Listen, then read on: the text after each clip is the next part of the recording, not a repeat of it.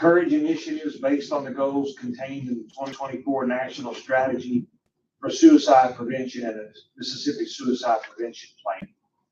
Promote awareness that there is no single cause for suicide, that suicide is complex, that the risk for suicide may expand given situations such as mental health conditions, substance abuse, physical health conditions. And finally, develop and implement strategies to increase access to and the delivery of quality mental health, substance use, and suicide prevention crisis care and treatment and recovery services. So at this time, I ask for a motion to adopt this resolution recognizing the month of September as Suicide Prevention Month. I'll motion. Ms. Bates made the motion. Is there a second? Second. Mr. Williams seconded. All in favor? Aye. Any opposed? All right, Dr. Baskin, thank you for being here tonight. Thank you. Quick question. Do you work with the military in it at all? We have a special program designated Okay. for veterans and military. So, Because they go through a lot overseas, so. yes, and we have a gentleman down on the coast who is a veteran and who lost his son, also a veteran from suicide.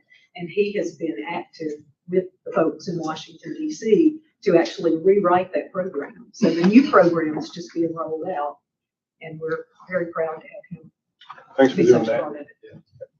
Any other questions? We wanted to do something with this. Take that, you know, and she wanted to get a picture with you at the board. That's wonderful, thank you. Should I come around behind you?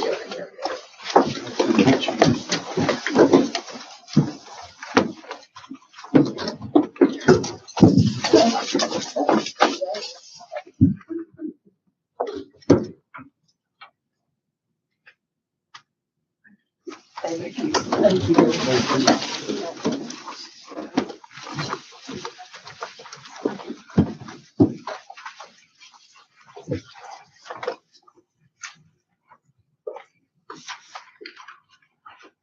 All right, regarding item 3C, consideration of an affordable employee benefits group proposal, I'll recognize at this time Mr. Andrew Knight.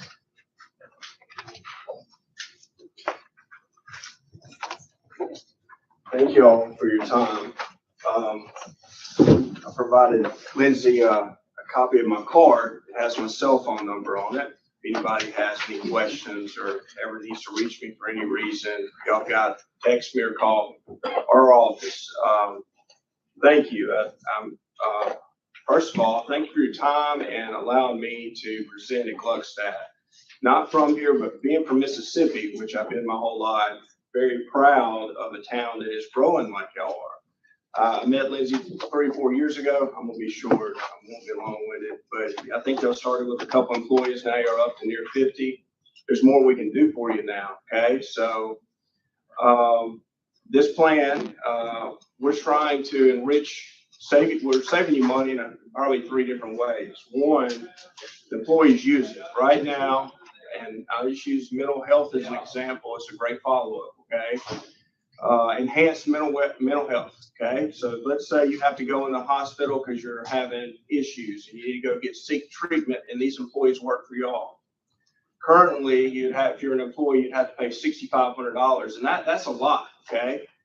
This plan, Blue Cross, it's a customized plan with primary and secondary. Most you'd be out of your pocket is $2,600, $2,640. I may approximate around in my presentation. But that's a 59% reduction, okay? And let's say a lot of your employees have dependent coverage that they're paying quite a good bit for. It's expensive. If something happens to both of them, let's say more than one person in your family, under the current coverage, that employee would be out of their pocket $13,000 that year. Under this plan, it's $5,280. So it's also a 59% reduction. All right, so savings is what we're bringing. I appreciate that, but it's not just on coverage and product and price. As y'all grown, you have unique needs. I work in the private sector a lot, work in municipalities a lot. I recently hosted a breakout in Biloxi where I spoke about benefit admin systems and how municipalities could benefit from that. we're gonna work with, I spoke with Lindsay Nelson, and we're gonna, and hopefully, or the goal is to coordinate everything, and, I've got computer folks that, I don't know how else to describe them, who work for me, that connect everything, which y'all don't have a good bin admin system now, that's, you hire somebody and it enrolls them, you terminate somebody, it terminates them off the insurance, and that's the overall goal. Makes it, in the bin, it cuts down on human error, it makes it more professional for your employees, and it makes it more efficient, save you money because it's gonna save you time. So that employee that's spending time looking at your bills, reconciling, it's gonna be a lot easier on them. They're gonna have time to do another task for you, maybe greet somebody friendly or vice friendly here. That takes time to be friendly to people. So stuff like that, there's small things, just improvement of quality of life. So, very thankful for y'all, whether I get appointed and get a second or first or second or not. Thank you for letting us quote, okay? So currently our renewal is at an 8.5 within City Group Marketing, and I'm recommending to the board that we switch to affordable employee benefits to not only save the employees some money, but also the city. In addition to that, they're willing to work with Nelson Morrison, who does our supplemental benefits, to help us streamline some of the onboarding and offboarding. That's no extra cost. Yeah. With that. Any questions? All right, is there a motion then on the table to accept this proposal? When do we have to renew it? So our renewal is on November 1st. We have to let them know by September 30th. Okay. So if the board needs additional time to think about it, that's fine as well. A motion. I'm sorry? A motion to approve. Second. All right, we have a first and a second, Ms. Bates seconded. All in favor? Any opposed? All right, motion carries. Thank y'all, and congrats to your employees. Y'all just saved them a lot of money, so, and taxpayers, so thank you. Thank you all for your consideration. Yes. Ms. Campbell made it. Y'all got my card, I got my card right, y'all. God, thank you. Thank you, sir. All right, at this time we'll go to the consent agenda. There's discussion on the consent agenda. There a motion for approval of the consent agenda? Make the motion, sir. I'll make the motion. Is there a second? Second. Ms. Bates seconded. All in favor? Any opposed?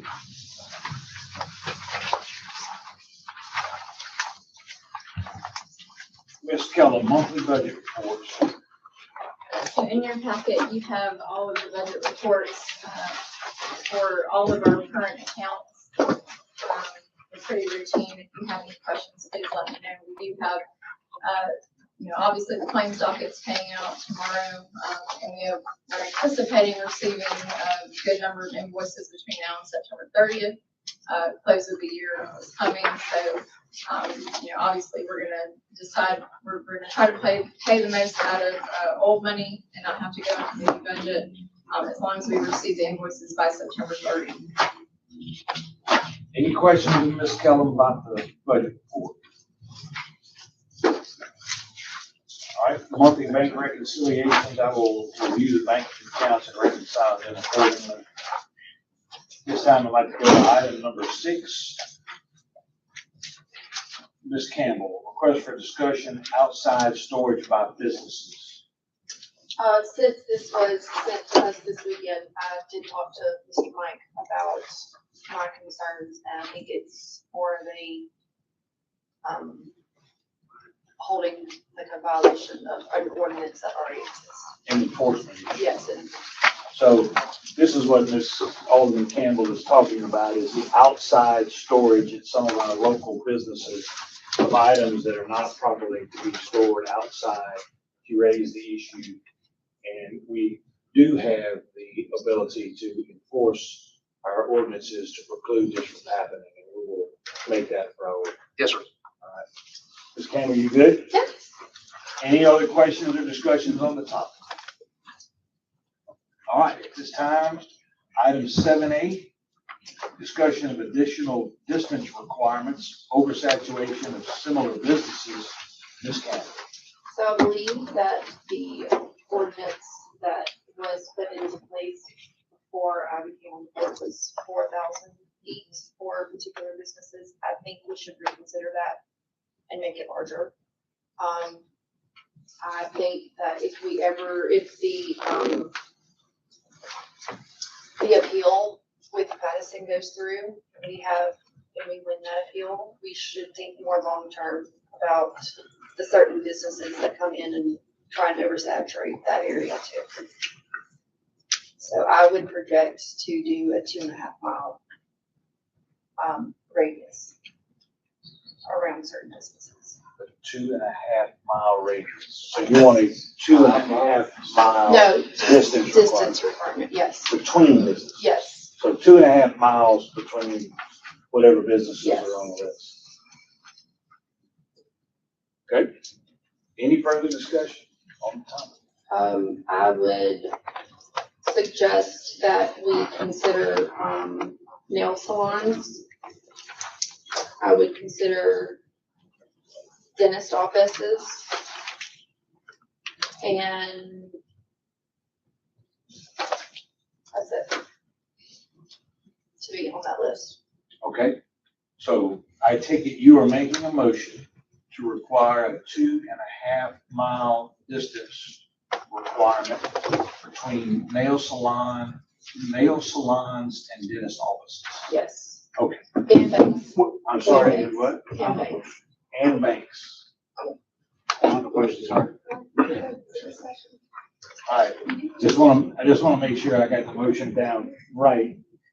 We have 2.5 mile distance requirement between nail salons, dentist offices, and banks.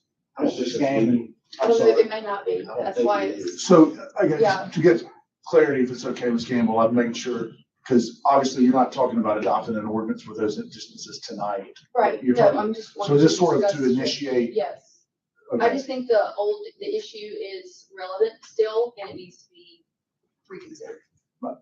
So would there be further discussion on another night? I would anticipate not completing discussion Right, no. tonight. Okay, Okay, all right, so we're not gonna take a motion and a vote now. that's kind of what I was asking. Yes, Okay, For one thing, it would have to be reduced to writing before, and the other thing is, it would be a zoning change. You'd have to publish it and all that. Yes, sir.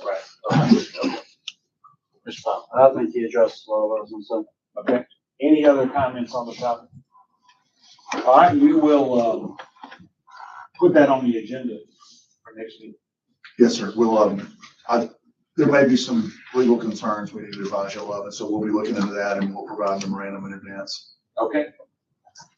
All right, Alderman Powell wanted to discuss an issue on their old budget. We'll make that old business, 7B. All right, yes, sir, thank you.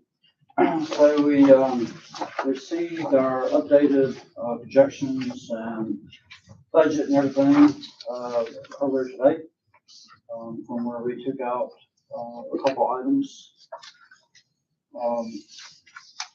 Next Monday, we have to vote on our budget. So I'd just like to make sure that we have everything prepared and ready to go that we can look at before, Monday. A couple things, I know that we're looking at establishing that ARV board, looking at making a payment of the people, the 3 people that serve on there, so that's gonna be some additional money. My recommendation on that was gonna be $120, kind of like what the P and Z commissioners. So we need to have that added, that our alderwomen went along with that amount for them. I'd also like to see,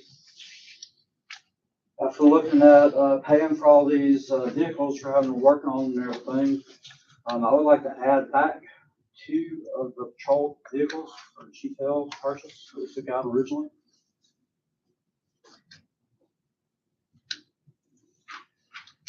asking amount. That would help. Chief Hill, do you remember seeing them? Do you remember what the amount was in the vehicles? They were 50,000. 50,000 piece, and then the Markham and So stuff. we had about 9,000. So 3 total. We left 1 in there, so it's adding, so, correct, so it'd be total of 3.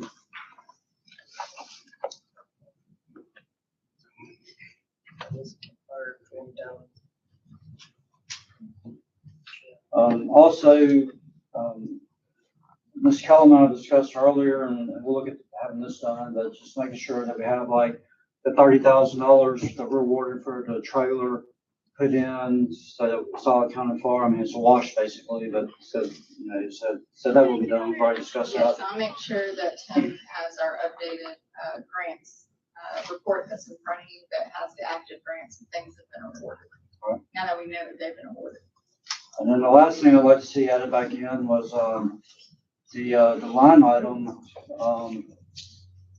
for EMA, and it's 30,000, and I make an additional $5,000 to it for 35,000. For what? What's that? Mr. Emergency The management. the emergency management. Meter? Under boosters and line items. And then do we need to have any discussions like the email that we received earlier from Commissioner McCollum or anything? That's up to you. Okay, well, I mean, he proposed some reductions, but, as far as I'm concerned, with the things I spoke about, I don't know if any other aldermen have anything to add or take away, but I'm fine with leaving the vehicle in and the other stuff and just basically erasing that email, so. You could always, if you have to get the grant for that, you could always readjust the budget at that time, rather than have that count against your budget for right now. Sure. That's up to y'all to. All right, that's all I'd like to see added back into it. All right, any other discussions on the budget? With, I do have a question. With the system of tax increase isn't going through, are we going to need to do any more budget cuts for next year? Or do we feel like this is going to be adopted on Monday? Well, I suppose only you guys can answer that question. We have, based upon the 12 mil tax levy, the projections that we have before Mr. Powell added in the 120 plus 30, 150, 185, so another 200,000. We were going to be in the black 193,000. So with the addition of those items, that'll bring the budget essentially to a net zero. And then the projection is over the next 4 years that we will run out of $624,000 deficit. And that's taking out the Gluckstadt Road project and taking out the park project. So whether or not there needs to be additional budget cuts or not is up to you guys. Well, I would strongly consider on page 30, in the general fund, since, what department? General admin expenditures. The $50,000 for German Fest with July and Christmas. I'm sorry? I would think that either needs to be taken out or discussed one more time to lower that amount. Let's note that $50,000 line item for German Fest. And Monday, when we come to discuss to adopt the budget, that item can be discussed more in detail there. You can discuss it more in detail now. That's completely up to you guys. Is there a line item about, a grant? American 250, is that associated with the German Fest? It will not take the German Fest because German Fest has alcohol. That is an exception to that. But we could associate it with German Fest leading up to the event. Got it. Which I'll discuss a little further later. Yes, I'm just taking the temperature of the board. Would y'all want to try to have one more budget workshop, or are y'all pretty satisfied with being able to adopt Monday? Let's have one more. One more. A special call meeting? Sometime between now and Monday. All right, Ms. Williams, you have more comments to make? Ms. Campbell, were you done? Yes. Anybody else? Hi, Mayor, will you just kind of back up and tell me my numbers, because you said Yes. 100,000, I'm at like 105, 100. Yeah. Yeah. But you said you were gonna add $50,000 each to new vehicles. So that's 100,000, sure. And I understood $9,000 for each to equip the vehicle. So that's 100 and I rounded off to 120. Then there was 5,000. 5,000 for me. $35,000. The 30,000's already in there, it's just adding 5,000 to it. I had the $30,000 for the trailer, and then I had $35,000 for FEMA. Did I count it twice? Yeah, well, the trailer has a grant that's awarded for it, we just need to make sure it's counted. So the trailer in the FEMA is not 30 and 35, it's a total of 5. That's what you're saying? Yes, sir. So that would be 125 plus whatever we're gonna pay up ARB, which is the nominal sum. So $125,000 additional to the budget. So that would bring us from $193,000 in the black to basically $70,000. Okay? All right, any other discussions about the budget? All right, I will move to item 8A, Ms. Keller.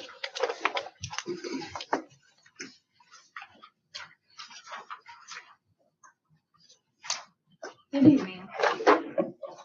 So, starting with my general update, obviously we adopted our tax levy last night, and that has been sent off for publication today, for John Scanlon's office.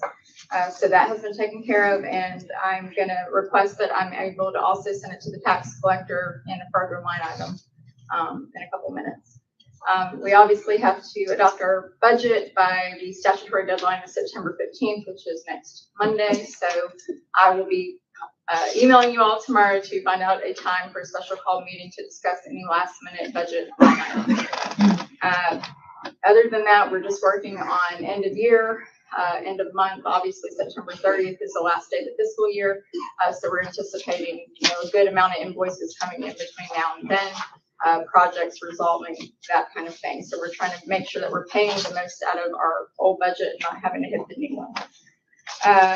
Other than that, we also have to adopt our tax rolls, which is on a later item as well.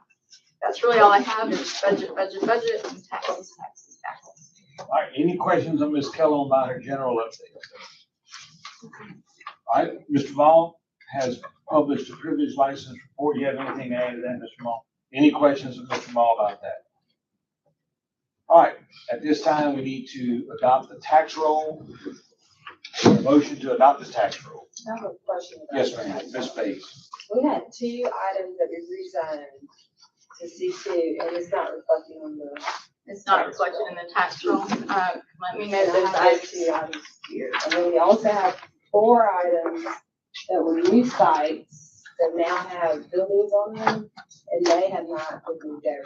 Also. I will make sure that's So taxed before we come in, we need to make sure and probably double check behind them. the other ones. Yeah. Alright.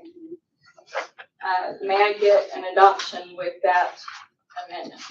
When's the deadline to adopt? We're supposed to send it in like next week, is what she said. Let me see here. September 15th. I mean, certainly there's some sort of a cutoff date for when these assessments and things are made. She said in order for us to record collect appropriate millage, we need it by September 15th. So these values were approved by the Board of Supervisors Yes. on August the 18th, 2025. I don't know what their deadline is for when they go out and do all these assessments, but, I mean, I can certainly have them check into these for you guys. And I do have a question, like, when this is kind of what we were talking about yesterday. We rezoned a property. What is our process to be able to submit that to the county so they know that it's been rezoned? So we update our zoning map. I mean, officially, we have to sign it. You're talking about this tax assessor's office. Yeah, we're doing it. So just, Ms. Bates and I did talk about this briefly last night at the close of the meeting. And I meant to reach out to Mr. McCollum today about this, and our office looked at it. Her question was whether or not following a rezoning, the tax assessor's office needed to be notified because it may affect the assessed value, which of course would affect tax collections. And it's not a matter of zoning per se as much as it is a matter of use. Like, for example, you just mentioned a couple where there are new buildings on those. Those do need to be brought to the tax assessor's attention without a doubt. I don't know the process the city has in place. It might make most sense, and I certainly am not trying to put Mr. McCollum on the spot, but for whoever the building official is of the city of Gluckstadt, when those uses change, you know, in my experience representing other municipalities, sometimes these things are brought to our attention during the year, no specific deadline.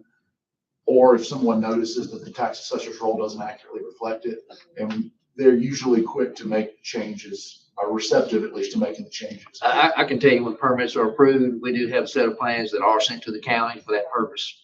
Okay. When they get them, then they should do the reassessment then. Is that when the COs are issued? When Mike? COs are issued, Okay. and we have you know, building's been completed, we keep a set of plans for them to come pick up. So it's the same process for like a rezone. Not a rezoning. Yeah, because it's a use thing rather than a zone. I know what you and I talked about last night was use, Ms. Bates, but what affects the assessed value is use. You can rezone it. Right. It could stay vacant. The planned project that requested the rezoning could fall through or whatever, and the assessed value doesn't necessarily change. But if the use does, and after the rezoning, there's actually a use change or a conditional use, whatever, that's something that's. All right, so why don't we take a vote on adopting the tax roll, subject to the verification and or correction of the parcels that have been brought to your attention, Ms. Kelly? And I have it in my yellow folder, so I'll reach out to them tomorrow. So is there then a motion to formally adopt the tax roll, subject to the verification and or correction of those parcels? Make a motion, sir. Mr. Powell made the motion. Is there a second? Second. Ms. Campbell seconded. All in favor? Any opposed? All right, item 8B, need to send the adopted city millage rate for fiscal year 26 to the tax collector's office. Is there a motion? Make that motion, sir. Mr. Powell made the motion. Is there a second? Second. Ms. Bates seconded. All in favor?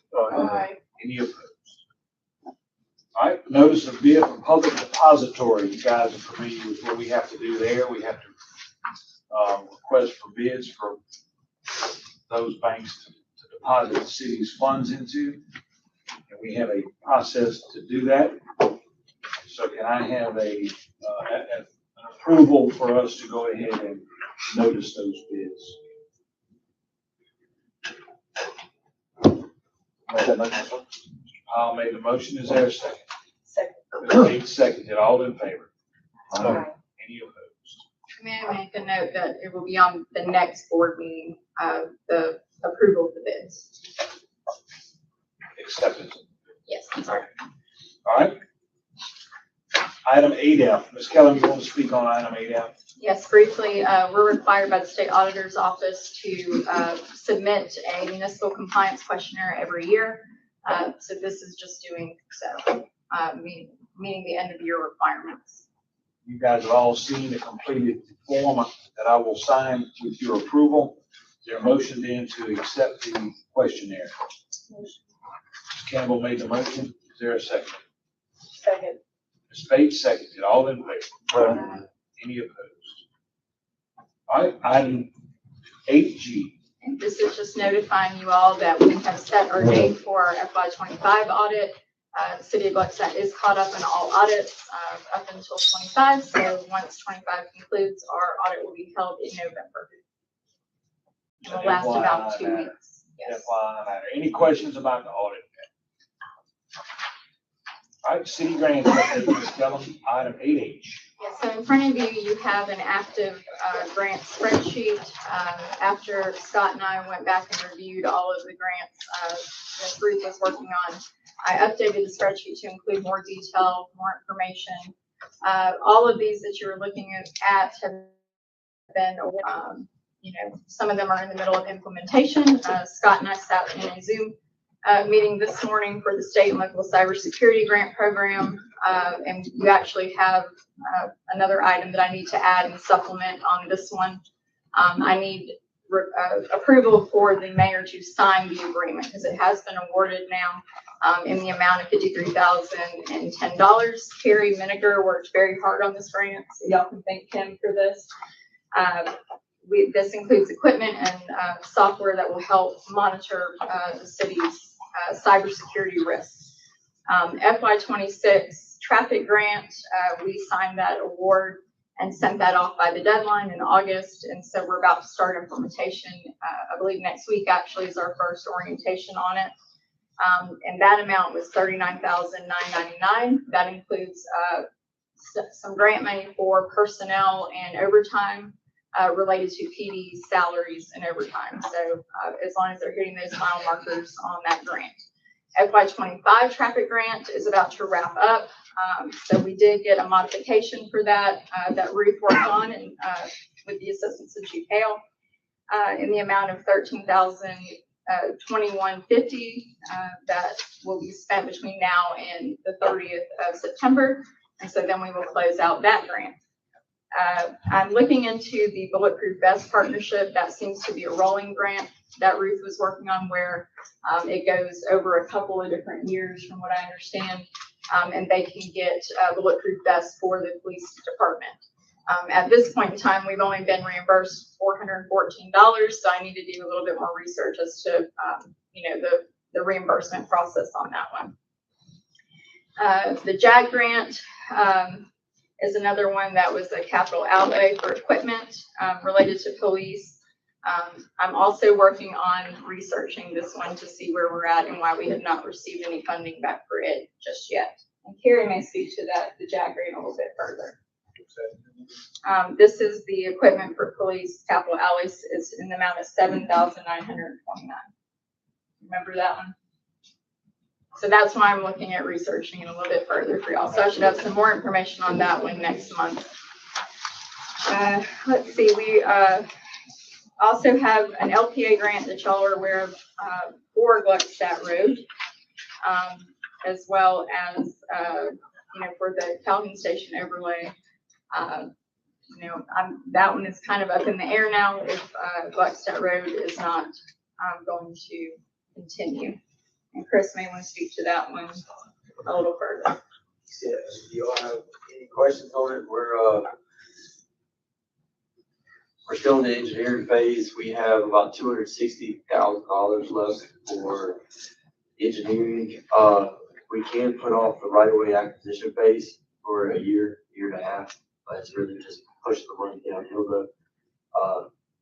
Telling if it's going to cost more, it's going to cost less, but we could just finish up the environmental field review plans and wait for right-of-way acquisition until later FY if the board chooses to do that. But at this point, we have not spent any money on that grant or requested reimbursement for it. So, just to make you guys We aware. spent engineering money. We haven't Right, reimbursement. but the reimbursable money part, we have not. So just to, So we spent 260, or we have 260 left? On 260 left for field review and environmental, and there's a small hydraulic analysis that we'll have to deal with Bear Creek. And how long is that good for? And if we complete it and we finish the field review, how long is it good for? It's good to the end of the project. What? It's good to the end of the project. Okay. So we have to be finished with right away by July 31st, 2029. And that's purchasing all the right of way before we can do any construction. After the right of way phase, that's when we get into construction engineering and construction of the actual project. And it's utility relocation. That's when the reimbursable money starts to come into effect. We will spend the reimbursable money first. So that'll be about $3.4 million. And the other $3.4 million plus utility relocation will be our.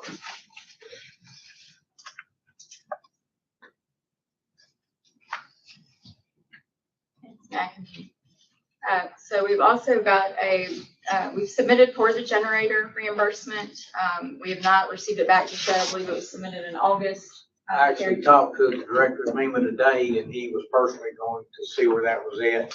He said they're now required to submit for approval back to FEMA. So he said, we'll turn slowly and deal with them.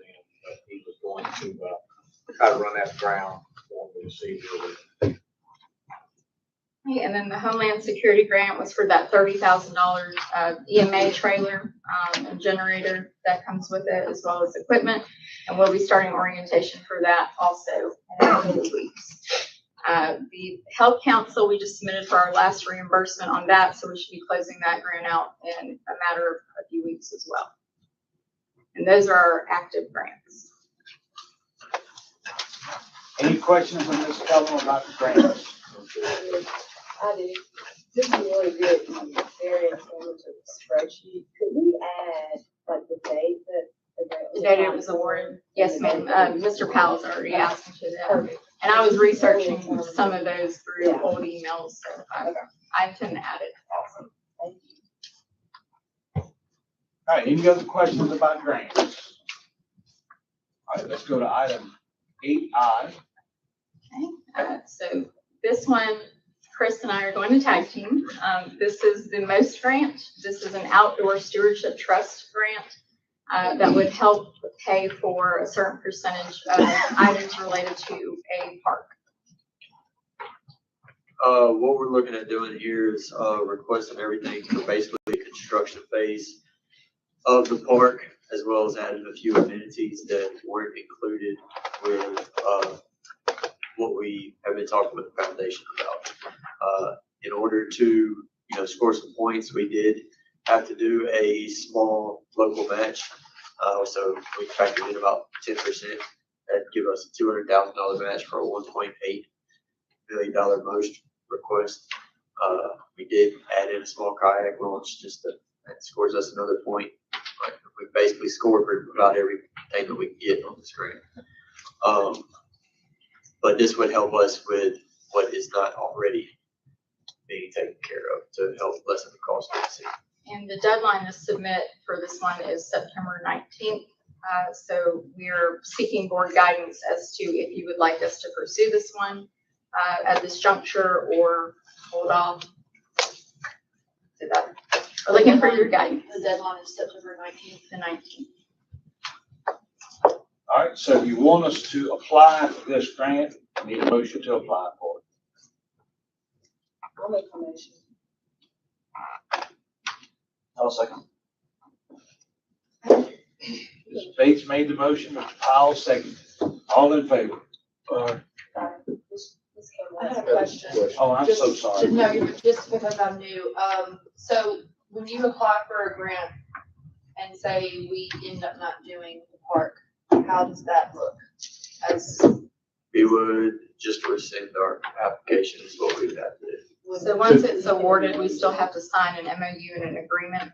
So there's a two-phase process to getting grants. We're asking for approval to apply for it because this one does have a match.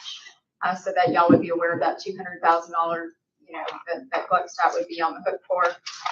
And once we are, and if we are lucky to get it awarded, there will be an agreement that will come back before you guys that the mayor would need to sign and need your authority to do so. So if the park ends up not happening, We just. We would cancel. so we don't lose that money, but would it hurt us? It's not required on the front end. If Would that it hurt us if we reapply in the future? I don't know if this one, they could take it into effect, but I don't. With all the other boxes that we check, I think that would be very minimal. I think. Is the 200,000 max? No, that is not max. That was, I did that number as kind of a minimum due to the budget constraints. So if we received a private entity purchase, can we match that number? No. Two different Two animals. different. And there is not, we don't have to do a match with this grant. We could ask for everything, but Get we more can get more points for it. And there's people that are gonna be offered more. This is kind of minimum of what we This is can do. a federal grant, This is through DFA. so you don't know the source, state funded or is it federal? This is the outdoor stewardship Outdoor trust stewardship. fund. State, yes, state. It's State. like wildlife and fisheries. It's really meant for like conservation of recreational type areas. And are they allowing y'all to submit a budget? And Yes. do they approve it based off of the budget that we? Budget submit? and project description Do you know and if- the scoring criteria. know when the money might be awarded? They give you like a time frame? They did not give us a time frame. We're just requesting to try for it. All right, any other questions? I have a motion made by Alderwoman Bates and a second by Mr. Powell. All in favor of authorization to apply for this grant? Any opposed? Item 8J. Okay, and then the last grant that I wanted to speak about briefly is the America 250 grant. It's celebrating the anniversary of America and Mississippi, 250 years, starting next year. There's a lot of varying ideas that I had with how to use this grant. The one thing I will preface this with is it's a matching grant 100%. So if we get 5,000, we have to put in 5,000. So a few of the different, there's different levels to it. There's legacy grants, which are up to 20,000. There is a program grant for up to 10,000 and then mini grants up to 5,000. And in my memo, I submitted a number of different ideas. So I'm really kind of trying to get guidance from the board as to which level they may want to try to go for, and what ideas they liked or disliked. All right, any discussion on the American 250 grant application? All right, we have to authorize her or not to apply for the grant. She needs to know the amount she wants, that we want her to apply for, recognizing that whatever we apply for, we owe half. So 20,000, 10,000, or 5,000. Is there a motion authorizing her to apply for any of those grants? Motion authorized. All right, what amount, Mr. Williams? 20,000. Go get it. They gonna give it to us, let's take it. There's a motion by Mr. Williams to apply for a $20,000 grant, which would cause us to have a $10,000 match. Is there a second? I'll second. Mr. Powell seconded. All in favor? Aye. Any opposed? All right. Now, added was what Ms. Kellum mentioned earlier, was approval of the Homeland Cybersecurity Grant. Yes, so we actually received this documentation today. The cybersecurity grant was awarded through Homeland through the help of Carrie Miniger again, who has been instrumental in a lot of the EMA type and police grants. We held our first orientation for 2 hours on Zoom this morning. And now we have the agreement and MOU. So I'm asking for authorization for the mayor to sign that grant or sign the agreement so that we can submit it back to them by the October 15th deadline. I know that that's quick, but I didn't want to wait till the next meeting on the 14th and rush trying to get it in on time. So, and that is for the 51,000, no match. The very top one on your spreadsheet. Yeah, sorry, give it in my documents. Approve to apply. We've already applied and been awarded. We're accepting the grant. Yes, and requesting that the mayor sign. And there's no match. Is there a motion to accept the grant? Ms. Campbell made the motion. Is there a second? Second. Ms. Bates seconded. All in favor? Any opposed? Thank you, Ms. Kellum. Mr. McComb, item 9.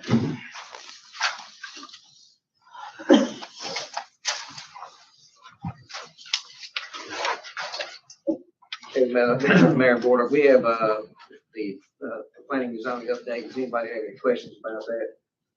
No. And also, item B is consideration of the minutes. I asked the board to make a motion to approve those minutes. Motion.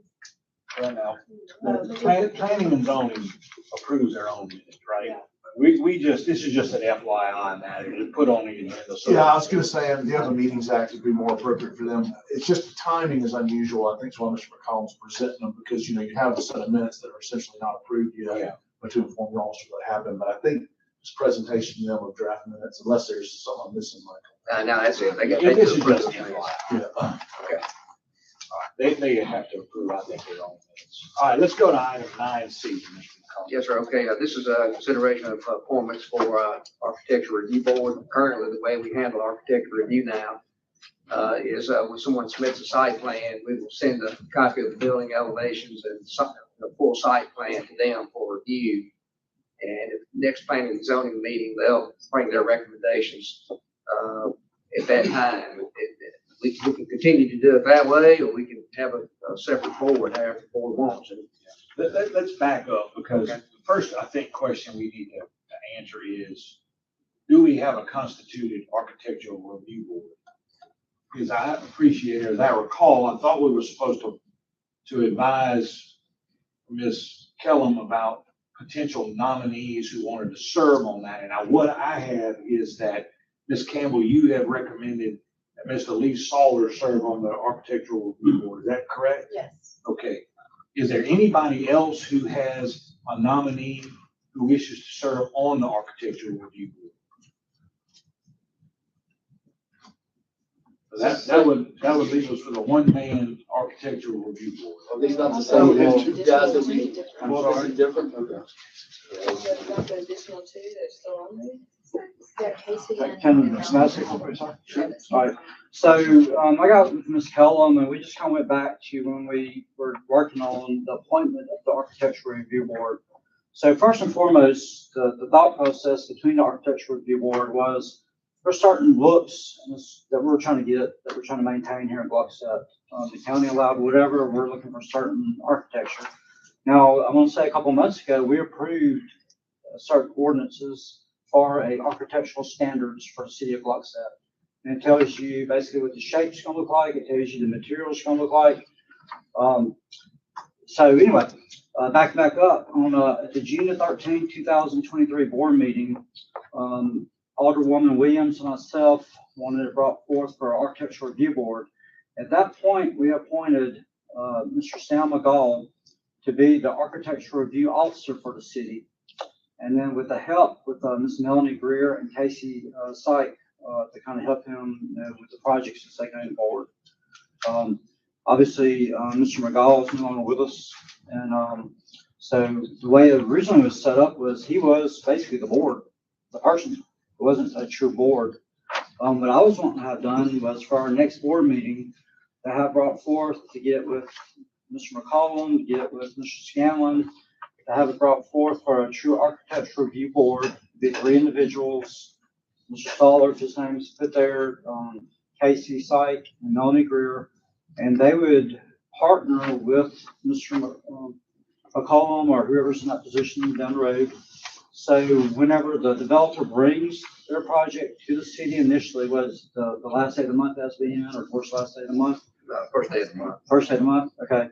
So at that point, when it's brought into them, or to Mr. McCollum, it would go out to this review board. They'd be able to sit down, look at it, and be like, okay, well, this building doesn't look like anything that we want to have with the city of Gluckstadt. At that point, they can send what they come up with to Mr. McCollum, and he can reach out to the architect or whoever and be like, no, this really doesn't fit what our standards are, because we actually have architecture review standards now. We adopted them once again a couple months ago. So that's, I guess, the thought process where I'm at, what I'm trying to achieve with the review board. So that way, when it gets to planning and zoning, then they're looking at planning and zoning. They're not like, well, this doesn't fit what we're trying to do. This doesn't look right. And we're not having to put these people off another month or two, because time is money when you're trying to build a development, open business. So, with that other person being added, what I would like to do, have the opportunity, if it's okay with the rest of the board, is to put all this together and have it presented at the next board meeting. Because technically, we don't have an architecture review board right now, or architecture review person even, because that person's no longer with us. But we discussed at the last meeting that everybody should think of a candidate. Correct. And bring Correct. it And to there's gonna be this 3 meeting. people on there. And Yeah. Mr. Sollers, who presented, nobody else presented anybody other than, once again, Ms. Greer and Ms. Syke, who are already on the committee, or we're already helping. So that would be the 3 people that would be presented at the next board meeting. But we'd have a clear defined, hierarchy of what they're supposed to do, how it's done, who it's presented to. Because once again, we shouldn't have somebody that's on the review board calling one of the developers that this doesn't look right, it should be somebody from the city that's calling a developer and telling them that, this doesn't fit our standards. So we'll have all that together at the next board meeting. And at that point, we can actually have a true architecture review board, that we can present.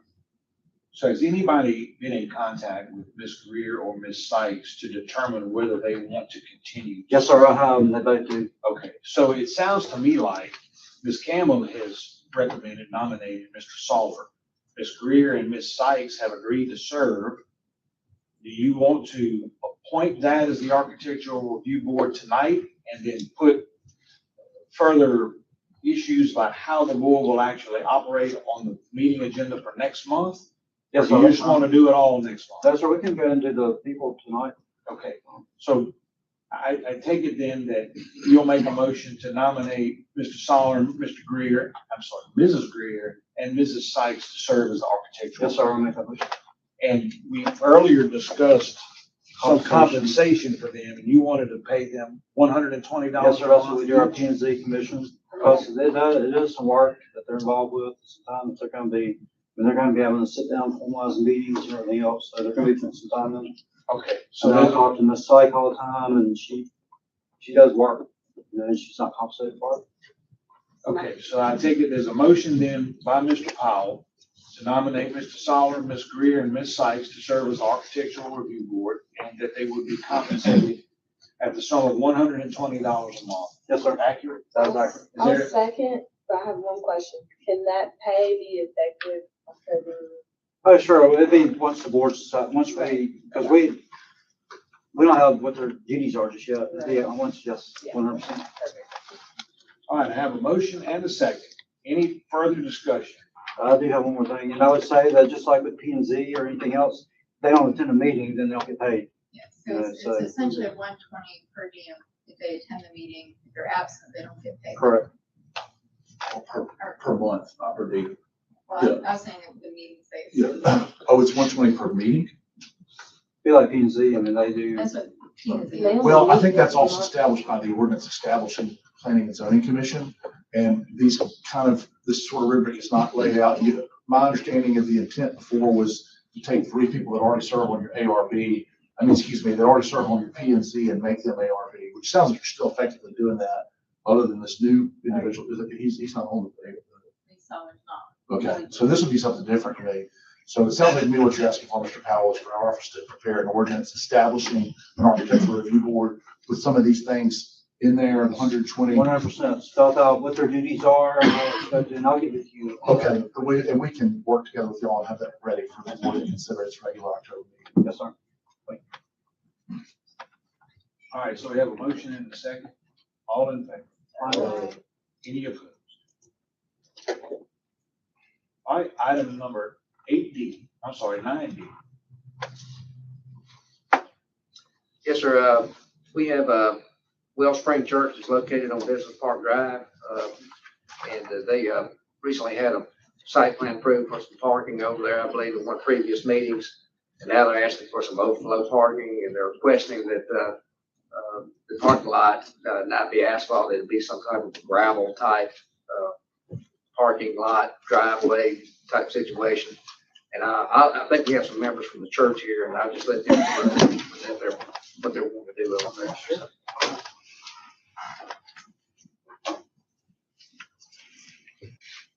Hey guys, why don't y'all tell us your names? Thank you. Yeah, Mr. Mayor Board, I'm John Moore with Wellspring, Will Johnson. Matt Ayers. And Reverend Ayers is our lead pastor. So, Welcome. Thank y'all for coming. thank you, and thank you for approving our site plan previously, as you know, from the site plan. And as Mike Sherwood knows, we've done all the engineering, the soil testing, the surveying. And we have parking right now, which was approved by the city. We have sufficient parking under the ordinances. I think it's 1 space per 5 seats. But we've really grown a lot over the past year, going from, I think our first service was last November with about 100 people. And over the last few weeks, we've averaged 190 people. So we've run into a little parking problem. And as we submitted the site plan, unfortunately, none of us are commercial builders. And as we've taken in a couple of bids, we've understood that I think we've gotten 2 bids, one for $249,000 for 31 spaces and one for $180,000 or thereabouts. So somewhere between $6,000 and $8,000 per parking space. Now that includes dirt work, it includes retention pond and drainage and all that that's required when you have hard surface, concrete or asphalt. You got to take care of your water runoff that creates. So what we're asking temporarily, we have future plans for the additional acre that we purchased, is that we be allowed to wait to do that, to spend that tremendous amount of money for what we want to do now until a later date. And in the meantime, again, just 1 day a week, Sundays, we'd be allowed to use pervious material that drains, such as gravel, so that we can do it for, gosh, I think it'd probably be 40,000 or so. That would only be for overflow parking. Yeah, and I'll add, it's not for current capacity. It's for being able to go to multiple services in the morning and not tell everybody, hey, you come in, now you got to get out of here so that more cars can come home. That's the overflow. We're really at the point where we need to go to 2 services at this point. So, and thank you guys. So what Mr. McCullough, what they're asking for is some exception to the zoning ordinance that. No, so it's actually the landscape ordinance. And I think the legal was confirmed when we look at the landscape ordinance, there's really no provision for variance of that ordinance. So we're looking at either adding a provision for variance in that ordinance, or maybe giving them some more time to comply with the ordinance, or just telling me, not to enforce the ordinance. I mean, that's really kind of where we're at. And we did make an exception. I drafted a proposed variance, and I don't know if you have it in front of you, but we would still be required under this draft variance that the gravel or crushed limestone must be maintained in a manner that ensures its effectiveness as a pervious material for drainage and prevents erosion or displacement of soil, that the design and installation of the overflow parking area must comply with all applicable draining and environmental standards, and that the variance applies solely to the designated overflow parking area as specified in the approved site plan. And any expansion or modification of these areas will require additional review and approval by this board. Given the landscape ordinance, what's the best way, should the board decide to do this, to do it? Well, as Mr. McCollum pointed out, there's no provision in the ordinance itself that allows for such a variance. It doesn't provide for that relief that's being requested. So essentially the request is for the board simply, to allow deviation from the ordinance. I don't like the word variance because that is a defined term in some of your other ordinances. It's typically considered to be a dimensional variance. We talked about that one time with regard to the 4,000-foot buffer, for example. It's not really, it doesn't really fit here. Which is in essence, a vote just simply not to enforce the ordinance against this property outlining these things, which you can do. I mean, the board can waive the enforceability of its ordinance on a case-by-case basis if it chooses. I think what Mr. McCollum suggested may be the better course, which would be an amendment to the ordinance that would allow a variance, it would allow an avenue for relief that somebody can see. Can't do that tonight, obviously. Ordinances have to be produced in writing before they can be considered by the board. I have the document that was prepared by the applicants. It's not sufficient to constitute an amended ordinance. So, I mean, you can vote if you choose to not enforce the ordinance as to these 3 provisions that they just laid out, or take up another time to amend the ordinance to allow deviations from it, because there's not really, you don't have a policy that's adopted by the board right now that allows for variances of this ordinance. Right now, it's uniformly applied to everybody in the city the same way. What's the timeline before we need to go to 2 services? We need to now. Well, all right, how far before you black out? Or you pay? So the original intent of purchasing that land was for temporary overflow parking until we've got enough funds to build additional structure. And acquire more land for permanent parking. We've, just to, refresh your memory, we started in September of 23, meeting at night. We intentionally were trying to come to Gluckstadt, found a place, secured it, did a build out. First service last November, end of November.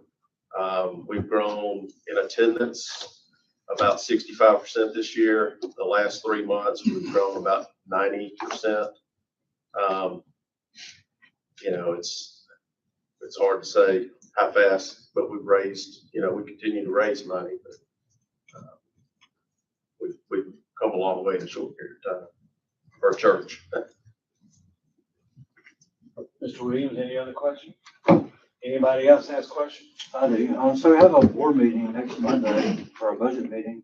If we were to do an ordinance, is that something that you guys could have and we could have added for our special meeting on Monday that we could discuss? Well, I was gonna say that under the Open Meetings Act, of course, you notice it's a special meeting, have to have items on them. You can't talk about anything that's not listed. Now, we could amend them, we could add it and renotice it, certainly. Well, keep this space. That's kind of what I was wondering. We can do our God's honest best. I'm looking over at Mr. Giddy right now, to get something to y'all. They do have to be reduced to writing in advance of that. We might be emailing it to you that afternoon. But we can, if you want to amend your special call notice to have it discussed that night and consider adopting an amendment to the ordinance that would allow for it, we can work together with Mr. McCollum's office and get y'all something. So your current parking lot is paved? It This is, this just an overflow concrete. parking lot. Yes, this is just a, And the overflow parking lot, you want it to be gravel until you get enough money or enough land? Both. Our intent is we're gonna need to build more. So in that process, we'll probably need to acquire more land. We've got about 0.99 acres now. It's the tract of land we own that's basically empty. And, Has the board ever given approval where they just allow a church or a business to just? No. One thing I can think of is the fireworks, if I'm not mistaken. Is that what you were about to say, Mayor? Well, I thought her question was, has the board, I thought her question was, has the board ever told Mr. McCollum or his office not to enforce an ordinance? Yeah. I don't think we've ever done that, but if we have the ability to do that, then that would buy these folks some time until we could perhaps amend the landscape ordinance. I always want to caution you, of course, to be accused of selective enforcement of ordinances. You have to apply the ordinances, evenly to everybody who owns property or subject to those ordinances inside the city. That having been said, you do have the discretion, to waive the enforceability of your ordinances in certain circumstances. It's just that what you say can and will be used against you in the future. Well, what's the reasonable chance that you can have an amendment to the ordinance by Monday, even if it's, right before the meeting on Monday? We'll have it done. Okay, so why don't we do that then? Why don't we consider it adopted by regular means? We'll consider the ordinance, and doesn't sound like to me it's gonna be a problem, but we just have to go through the processes in order to get it passed, on Monday. So that's what the goal is. all right, thank you very much. thank you. Thank you, guys.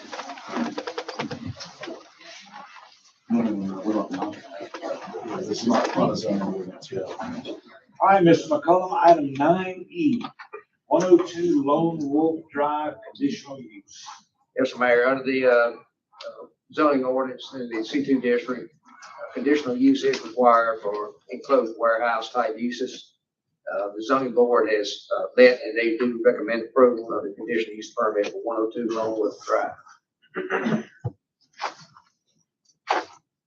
All right, any questions or discussion about the conditional use request being made here at 102 Lone Wolf Drive? Is there a motion to approve the conditional use? Mr. Powell made the motion. Is there a second? Second. Mr. Williams, second. All in favor? Aye. Any opposed? All right, item 9F, the site plan for 102 Lone Wolf Drive. Yes, and now that the conditional use has been approved and the applicant was wanting to get a site plan approved as well, the planning and zoning board did vote unanimously to approve the site plan, and we recommend approval. Any questions about the site plan for 102 Lone Wolf Drive? Is there a motion to approve the site plan for 102 Lone Wolf Drive? Motion. Ms. Bates made the motion. Is there a second? Second. Ms. Campbell, second. All in favor? Any opposed? All right, item 9G, consideration for approval of a conditional use for nail salon day spa at 346 Church Road.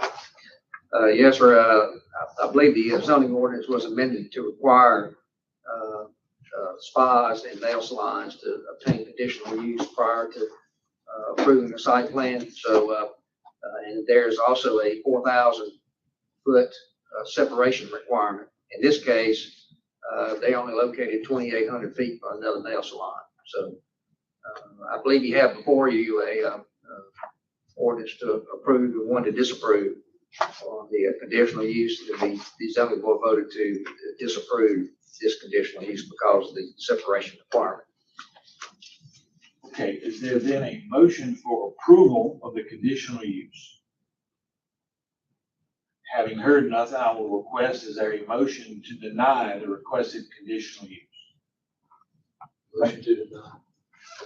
Mr. Williams made the motion. Is there a second? Second. Mr. Powell seconded. All in favor? Any opposed? Item 9H, consideration of approval for the 210 Westlake Building Addition. Okay, so this is a building addition on the existing building for Westlake Chemical site plan. There is, I guess for the purpose of expediency, they have asked this to come directly to the board. I've looked at it, and this building basically matches the one that it's attached to, which is building with metal siding on it. And I believe that they're here to present their request and their site plan to the board. So, Okay. Welcome, gentlemen. Your Thank name? you, sir. Joshua Smith, Trey Smith Homes and Construction, and Trey Fisher, Plant Manager, Westlake. And Chris Moe, Gadsden Properties. Yes, sir. Welcome, you guys. Thank you. Y'all didn't want to wait for P and Z. No, so this has been so just to give you some background on it, we had a fire on April 30th of 2023. And so it was a long story short, the plant was shut in, nobody was there. Then we had an electrical fire and it burned. If you see that building there with the white roof, it burned inside that part. And so what this is our rigid and development. I mean, our research and development rigid plastics lab. And so it was inside the building and caught the building on fire. And so what we did from April 23 and through, what was it? April of 23 to March of 24, we rebuilt it, had to do a new roof and everything there. But what we've asked for from what our insurance has asked us, which is FM Global, I don't know if any of y'all know who FM Global is, they're very strict.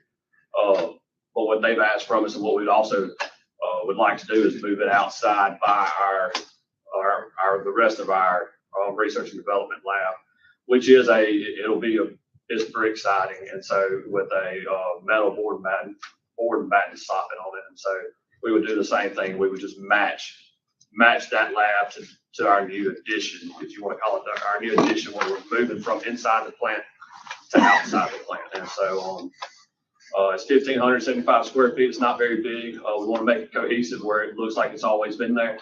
We'll supply, of course, we have our own power, our own water, and our sewage is there also. So everything is there for us to proceed. We just need Time is of the essence. Time is of the essence. And so this has been a very long process. We got approved, had to go through approval with my insurance company, make sure that they approve the design of the building. So the structural design of the building, not necessarily the aesthetics of the building, but the structural design. We also had to go through approval with my company from corporate up.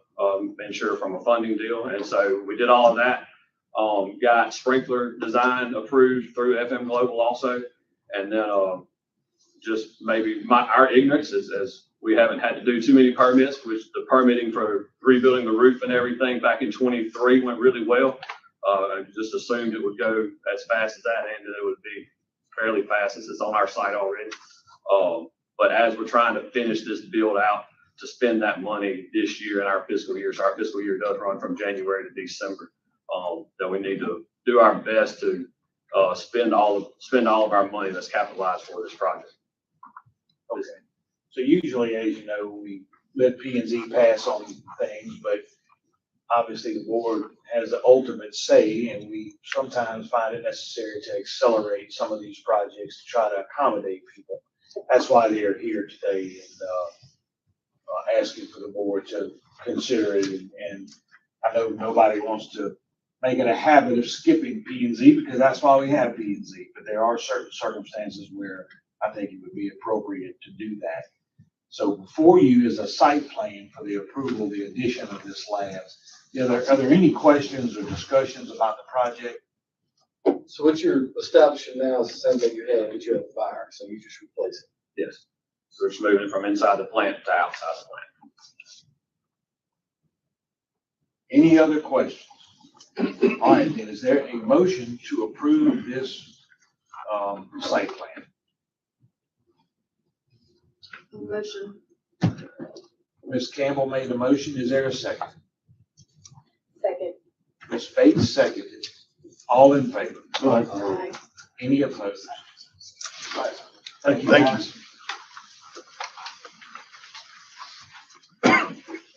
All right, item 9I, Puckett Machinery Site Plan. Yes, sir. Puckett Machinery is going to relocate their business from Church Road over to the Camp Corral location. And they recently had their conditional use permit approved. And now they're coming before you to seek site plan approval. The Planning and Zoning Board has met and they do recommend approval. They actually had some changes that they went from I think a bright red color to a more subdued color. And I think that more or less answered some of the questions that architecture review had about it. They did meet with architecture review folks on it, and they did give their approval. So I believe we have Mr. Puckett here to present his project to you. Mr. Puckett? Sorry.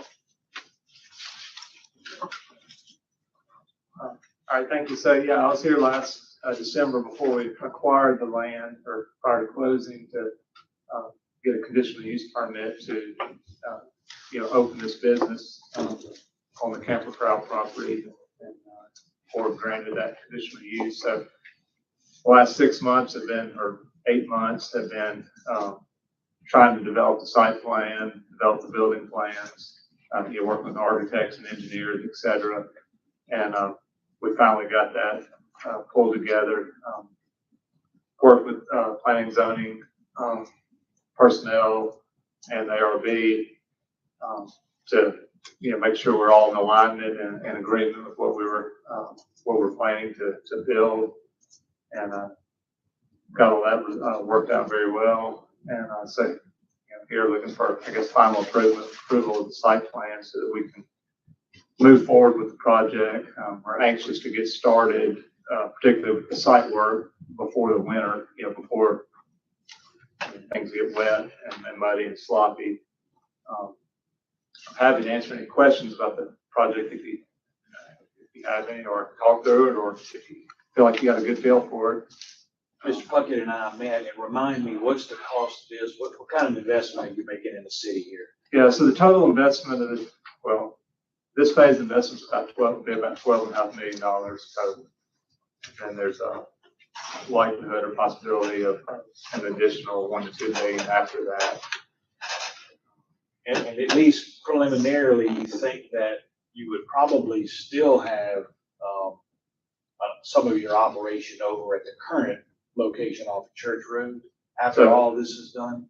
Once this is done, we will move from Church Road, and actually the Camp Corral people acquired our Church Road facility. So really doing a swap, yeah. And, so once we build, this campus out, we'll move out of Church Road. At that point, the Campus Corral, will relocate. Okay. Thank you, Mr. Buckett. Any I do questions? have a question. So, I think the building looks great. I'm just wondering if Camper Corral is moving, what's going right here in that bottom corner? In their existing building? Yeah. Okay, that's a good question. So initially, my thoughts was that we were gonna try to lease that building out and about 3 acres around it. The whole property is 11 acres. And we don't really need 11 acres for our operation. We need 7 or 8. And, so initially I was thinking we'd lease that, we'd kind of, fence it off, whatever, and lease it in a few acres. Since then, my thoughts have evolved and, looking at keeping it for our company and moving some additional operations from our business into that building.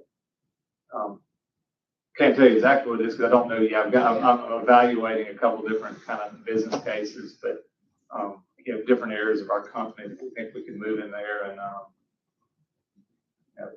use that space. How many sites do you have throughout the state?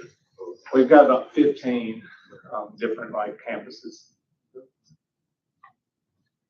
Does that existing building that he wouldn't be, remodeling or building, does it meet the standards that the city has in place already? No. All right, any other questions of Mr. Puckett? Sir, thank you. Is there a motion then to approve the Puckett Machinery site plan? Motion. Ms. Campbell made a motion. Is there a second? Second. Mr. Bates seconded. All in favor? Any opposed? Thank you, sir. Thank you. All right, item 9J, KO Center site plan. So Mayor, a little bit of history on KO Center and the KO subdivision. KO subdivision was one of the first true subdivisions that we actually had in the city of Gluckstadt as far as after the city was incorporated. And we were following the subdivision regulations at the time, and they made it all the way through preliminary plan approval and construction, and now we have to go through the final plat process, which requires inspection by us. And we've given them a few items that they need to provide us, like health department approvals and that sort of thing. And then what would happen is the final plat would be developed for your consideration, and it has all of these acknowledgements and everything that has to be signed and approved by y'all and filed at the county. I told them while we're waiting on that, they can go ahead and start their site plan approval process, which they're doing. I'm trying to help them, move the project along. But I just want the board to understand, even if you approve the site plan, that's not going to move forward until the final plat for the subdivision's been filed. So that's kind of where we are. Now they're here, and then, like I said, the zoning board, planning and zoning board actually met, and they voted to table this matter because of concerns of the way some of the buildings look and some of the setback requirements, because this property does adjoin some residentially zoned property as well. So that's the recommendation of the zoning board, was to table. But they wanted to go ahead and bring it before y'all to try to get things approved. I think they've got some prospective tenants that are this may be hinging on. But anyway, I will let them come up and they can present their project to you. And do you have a recommendation, Mike? I would recommend that we could go ahead and approve. But they've since submitted some updated plans regarding the setback requirements that's going to help protect the neighbors a little better. And I'm okay with the way the buildings look, but architecture review standards, they don't exactly meet those. So architecturally, I think there's some issues, and they'll just have to talk about that with y'all. But like I say, the standards are not 100% in compliance. All right, Mr. Sullivan. Good evening, Lee Solid. Thank you guys and look forward to working with you soon. And thank you for working us back in here. I know we had some questions about the site plan and, sorry nobody was here last week to represent it. What were the questions that, came up that I'm aware of? I think there was a landscape buffer and we had drawn parking on it. We have since adjusted that and I've submitted a plan.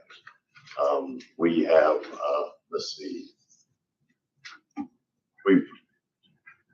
I think, was there another, do you have, does anybody remember what the other question was? It was the P and Z board that tabled it that. Yes. We have their minutes or their notes.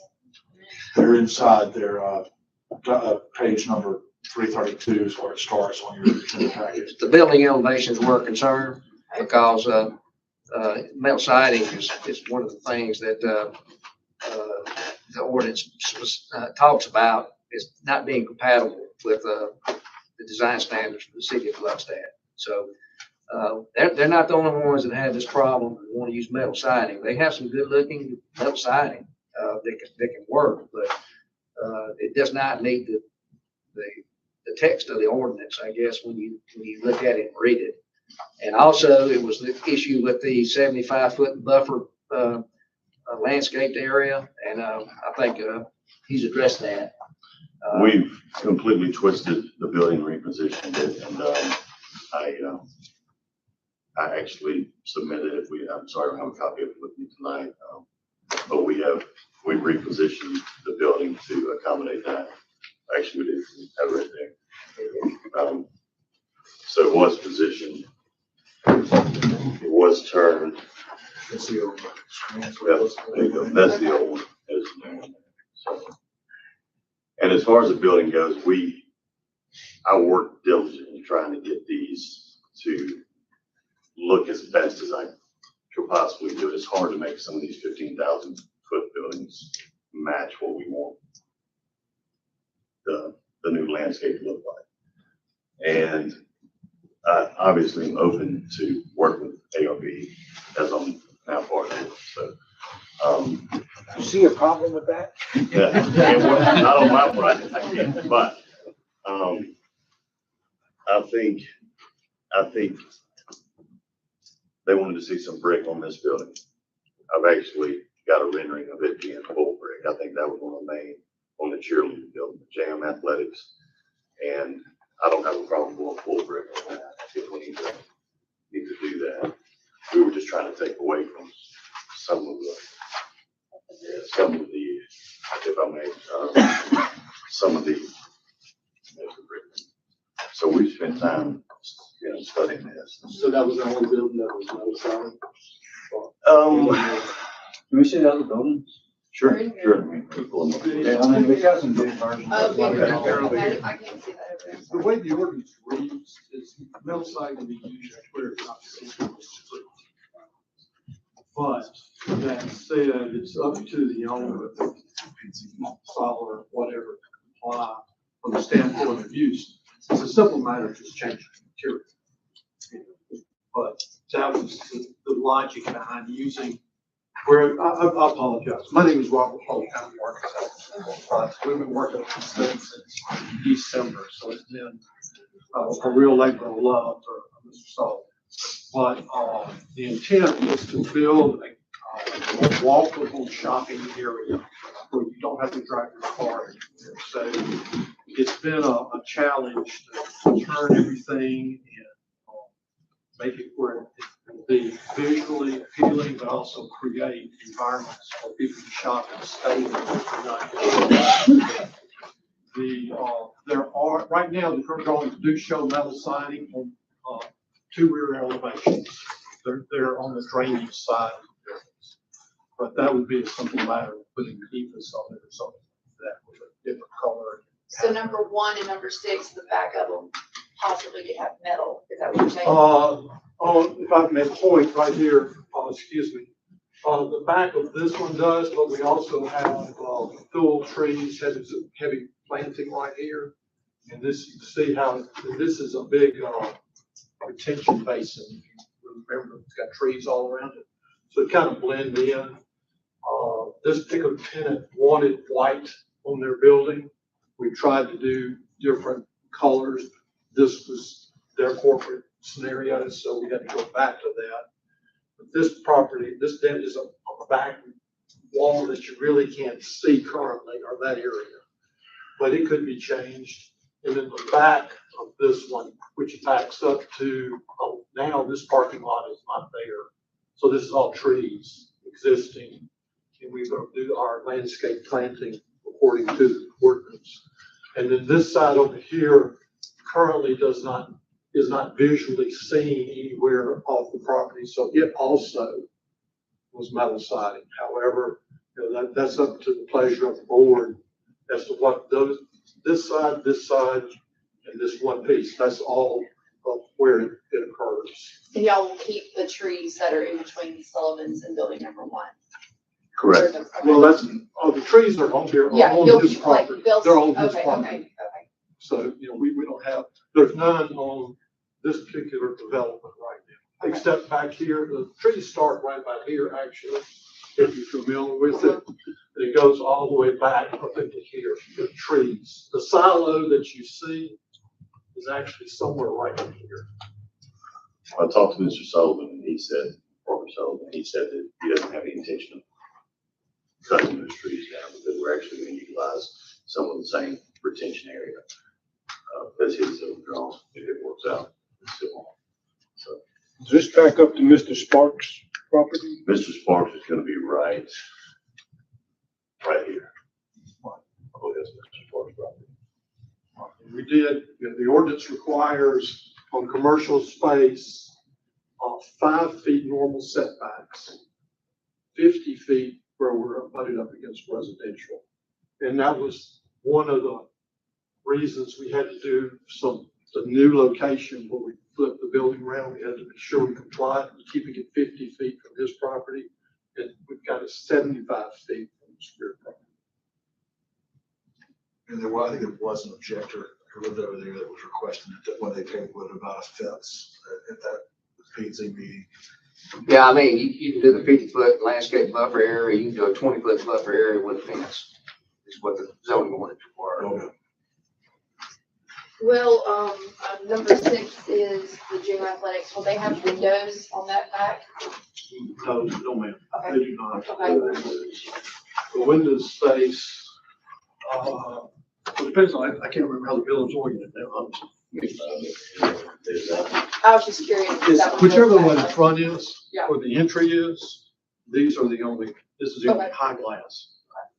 And basically it's just to get some natural light in there. They don't need windows in there. Yeah, I was just wondering, since it did back up to a resident, if there was windows.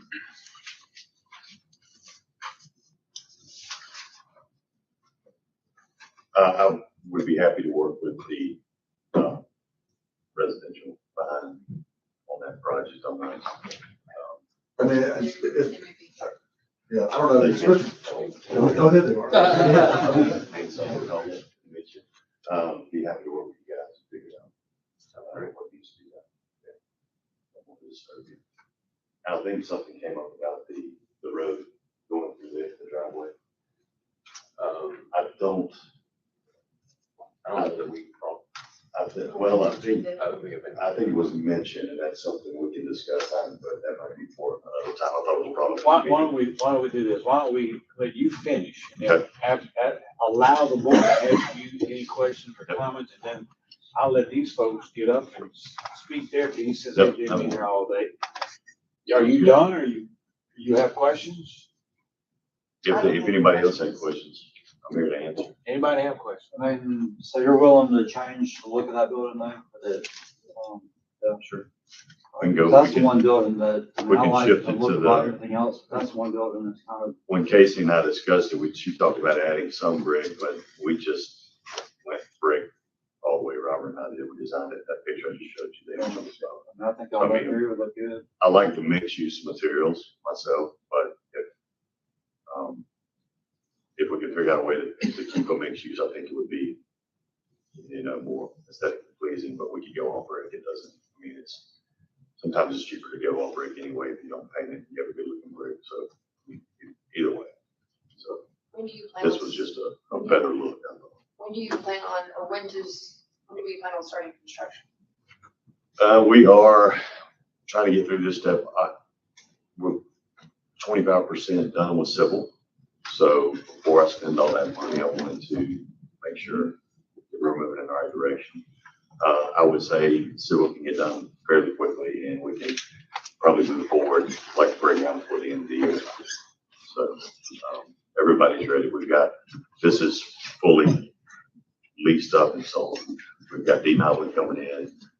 We've got Burgers and Blues bringing a new concept with outdoor seating area with a live entertainment, green space, kind of mimicking the district east over there with green space in between.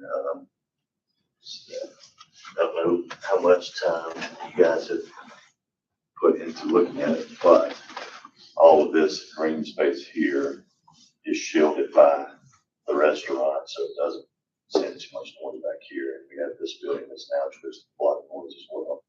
So I've actually drawn this building in case anybody wanted to see what it was going to look like. I've got a couple of tenants that want to move in. I've got a rendering of it, and it resembles the restaurant building pretty closely. West of 55, she's going to move out here, and then she's out from here. So that's the extent of that. But it is ready to go. Everybody is ready to move in. So it's going to be on me to get it done. So they probably tell you tomorrow, but it's going to take a little more time. So. All right, any other questions of Mr. Sullivan? Well, Mr. McCollum, what's the timeframe on the plots? Like you're talking about having to get all that stuff done? As soon as he gets his, civil engineering drawings into us on the drainage, as soon as the final plat is approved by y'all, it'll be next month if y'all approve the plat, so it's gonna be at least a month. Yeah, if they get everything into me where I can get it on the agenda in time. And then each building's going to have to be permitted separately, so, you know, it's gonna be some time, but yeah, this is gonna put them way ahead right here if y'all approve tonight. Got Andy Clark working on getting all the final stuff, Mr. McCollum, and Sure. we're working on getting everything platted out, so there's no confusion with the city. Moving forward, we'll have it all platted, so there'll be parcels, and obviously, the permits for each building. Thank you, sir. Let's, before we call for a vote, let's let these folks speak. Why don't you tell us your names, please, and where you live? Yep, my name is Noah Tolles. Live at 154 Church Road. In relation to this development, let me show you. Actually, I don't need to do it on there. I brought a couple of printouts that I can show you that on the county map. I show the property lines if I may bring them up there. Sure. Can you point us on that screen? I can, yeah. So to the left here is where my house is, and my property is this 3-acre lot here. And this is the property of the KO development. And that's where it was going up to, and it looks like they've added a 75-foot buffer now. Okay. So your property abuts that to the west? It's directly, yeah, right there. And it actually stops right there, comes down, and then goes down further. Okay. So yes, it directly abuts that property.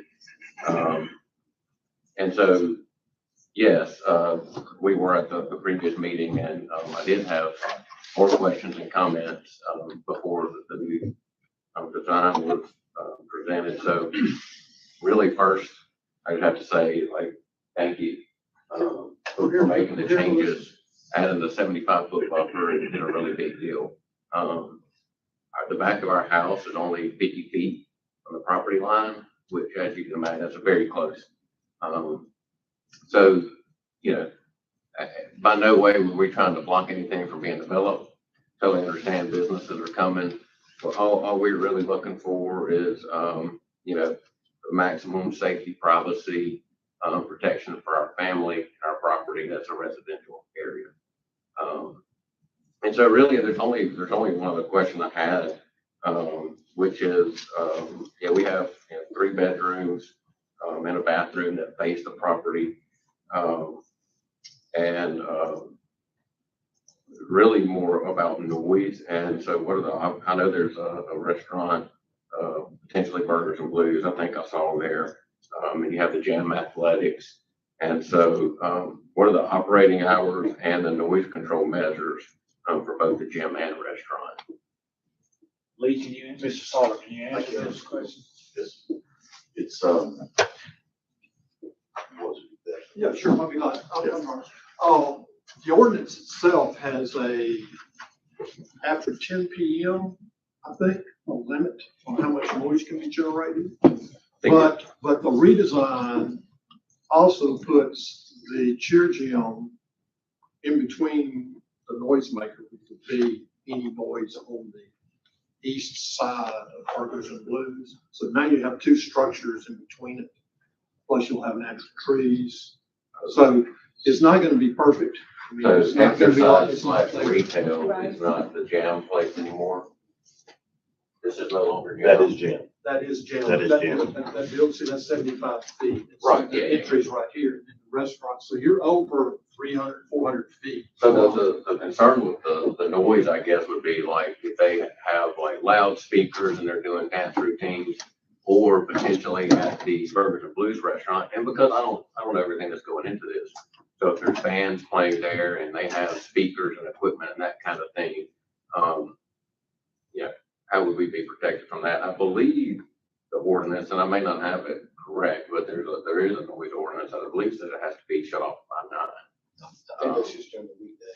Is that just during the weekday? Okay, thank you. I think 10 o'clock.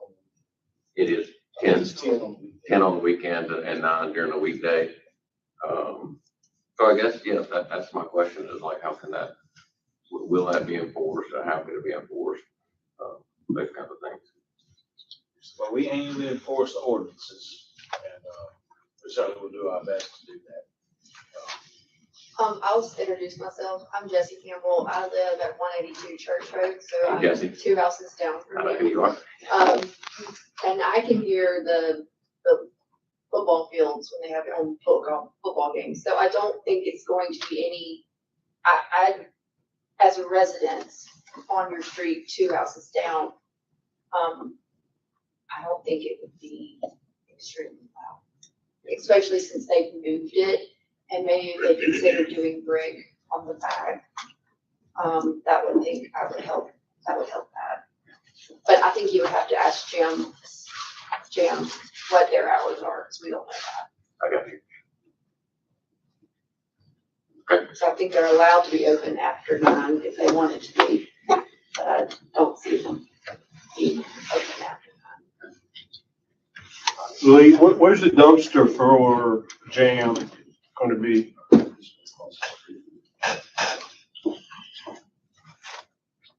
I know we have an ordinance on when it could be picked up. It's relocated, it's right here on this corner now. It used to be over here, but when we turned everything around and cleaned all this, I had to have more room to get cars right here. So it's been put right here. So we all establish a buffer or a property line fence? Or y'all want to drive the trees? I had planned on putting some trees and natural landscape. We can talk about that. Yeah, I'm open to whatever. We don't want to. Yeah, there's some mature trees back there now. And Jim is a very reasonable group, so I think that. And just to make sure I understand, this is not your house, it's the white one, right here. Are you the brown house? Yep, right there. Okay. Yep, the white one. Yeah, that's, yeah. Okay.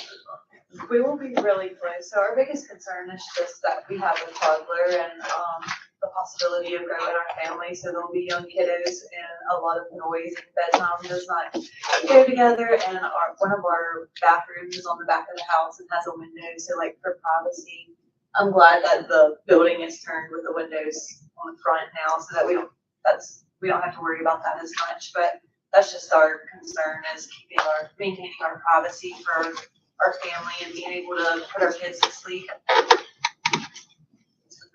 Thank you. Thank you very much. Yes, sir. Thank you. Thank you. All right, before the board is a request to approve the KO Center site plan. Motion to approve. I'd like to have the motion, added to if I could. just say we do that brick or a combination on that gym athletic building. Sure.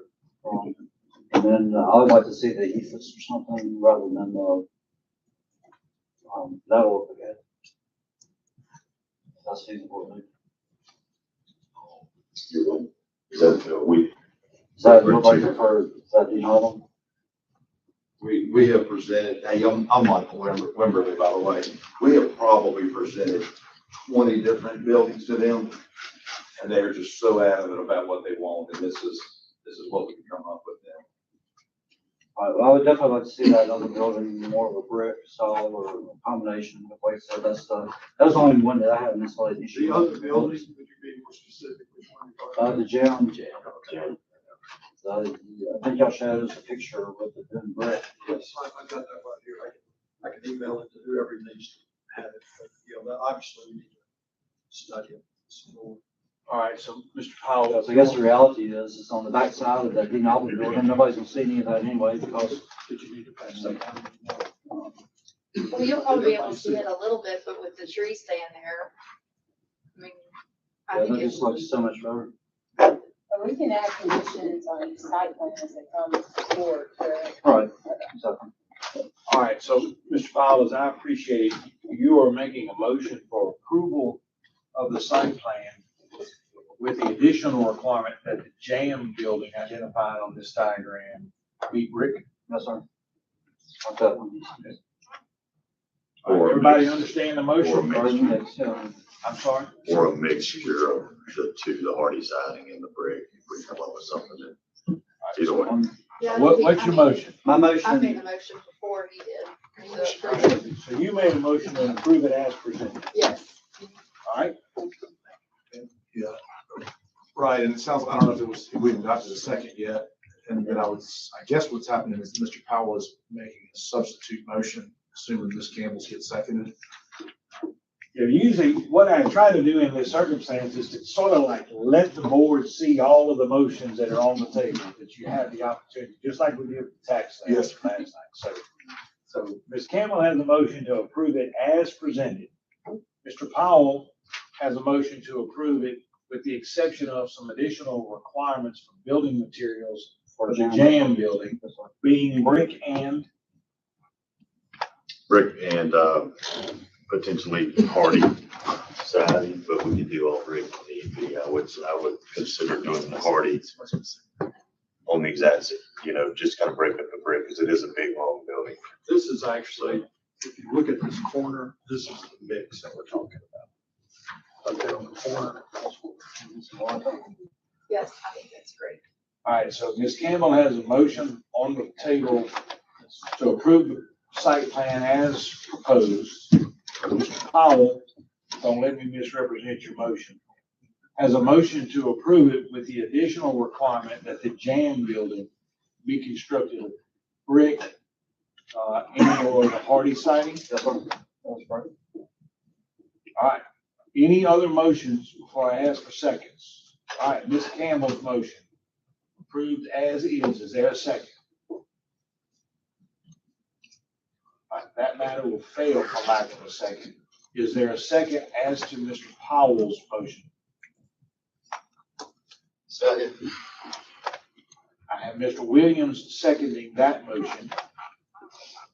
All in favor? Any opposed? All right. Clear enough for our minutes? Yeah. Yes, sir. Clear as mud. Thank you. We got it. All right, Mr. Buckner, item number 10A. Good evening, board. All right, we are requesting the board to approve public works to close down a section of Clark Hill Road. This would be a lengthy temporary closure. The state of the road is falling apart very fast. In order to get it correct, we would have to do a lot of traffic that is being added by Green Wild, which is close to, I think, 200 houses. There's gonna be a lot more traffic coming onto Uniondale and that S curve, which is very dangerous. When I got here, we submitted a letter to the county asking them not to allow this entrance, but it it's just kind of heard and not seen, I guess. The entrance is still there. They're actually already using it now. We closed down the road to do some work, and people were bypassing and going through Glenwild to come onto Clarkdale Road. We're also having an issue with extreme dumping of limbs. We've already cleaned it up once. It's been about $250 dumping, and there's another pile there of limbs, and we cannot stop. They're doing it on the weekends, and we can't catch them. But it's starting to be where they're throwing trash bags out there as well. So what we're trying to do is we will still give access. We will work with the cemetery for when there's funerals. We'll remove the barriers and close them back, kind of work with them. If it's on a Saturday, it might be one of the guys running the skid steer having to do some overtime. But I believe this will enhance the safety. We're planning on closing it either until the county lets us pay this on the road plan and kind of work with it, or I've talked with the county already. When Yedo Road is wide, we are going to add a right in, right out. That way, if you're coming northbound on Clarkdale Road, you can only go towards the school, and you can only get on Clarkdale Road if you're coming southbound. Or eastbound. That will eliminate a lot of the problems that we're having, I believe. Tim Ryan's been very helpful in working with me on that one. But it would possibly stay closed until that point. If we do leave it open, we will ask for the rest that is going to remain going towards the freeway stop at Clarkdale Road Extension. We will be trying to pave that and get that up to standard to handle the traffic. It's a little bit wider than the older portion of it.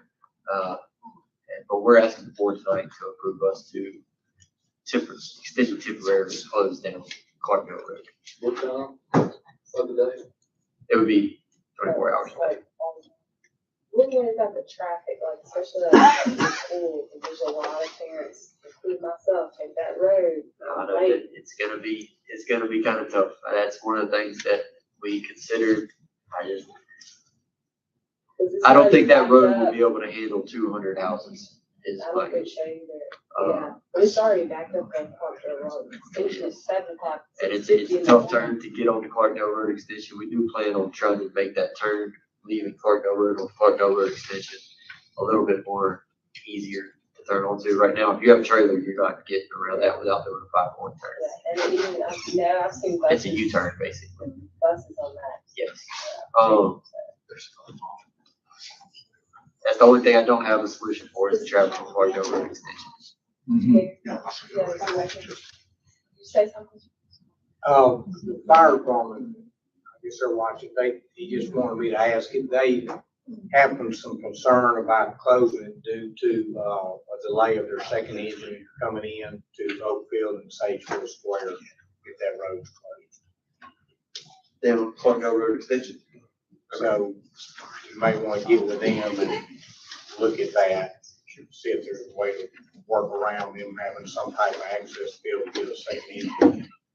It's fire. If the board votes to keep it open, we'll pay what we can and get it as we can. You just want it closed until y'all fix it and then reopen. Until we get paid. I would like to close it until the right in, right out is installed. But that could be 3 or 4 years that we put. I just don't, with that S curve and people turning left on the end now, it's very dangerous. I'm surprised we don't have more wrecks than we have already. Also, big deal, like looking to the left. It's actually a 45-mile-an-hour speed limit. Chris, I know it's not ideal area, but maybe there'd be a possibility of putting some barrels there that fire department, if I had a truck move them if they need to get there. I know Yeah, other we people can work with materials. The materials aren't set in stone right now. Yeah, I know other people could move them too, but that may be a solution for them. You know, they can get through there if they need to there. Yeah, no, materials not set in stone. It's just trying to figure out what's work best there. Even with them, responding to calls and stuff like that. All right, any other questions or comments about the request to close Clarkdale Road? That's all. I guess I'm concerned if it's 3 or 4 years, it's a long time to have a road closed. That's my concern. Can we put trail cams up where people are dumping this stuff, get video and tags and all that kind of stuff? that's an option we can look into. The last cameras that we got required a subscription that we couldn't pay for because we couldn't legally pay for it without a credit card.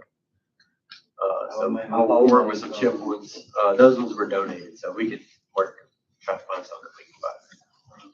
I mean, that is our way around, that you put an SD card in, they can bring you that is an option. All right, is there a motion to authorize the closure of Clarkdale Road? Motion. Mr. Taylor made the motion. Is there a second? Second. Mr. Williams seconded. All in favor? Aye. Any opposed? I have a concern about it. I might have to say no on this one. Motion carries 4-1. Mr. Buckner, item 10B, awarding various term bids. All right, Public Works just went through our term bid phase of the year. We're asking the board to approve, the term bids that are before you. All these are year-long term bids for fiscal year 26, with the exception of the asphalt. Those are 6-month bids, and we'll be rebidding those come January, February, March. Any questions about the term bids? Is there a motion to approve the term bid? Mr. Taylor made a motion. Is there a second? Second. Mr. Powell seconded. All in favor? Aye. Any opposed? All right, item 10C, landscaping for the police department building. We are looking to redo the landscaping at the police department at the state that it's in right now. It is very difficult to maintain. When it was initially put in, there was no weed barrier put in. The same dirt that was used to put the foundation in, they used for the beds. The pine straw was very thin. We did add pine straw this summer for the ribbon cutting for the baby box, and it has already just absolutely boiled through all that pine straw.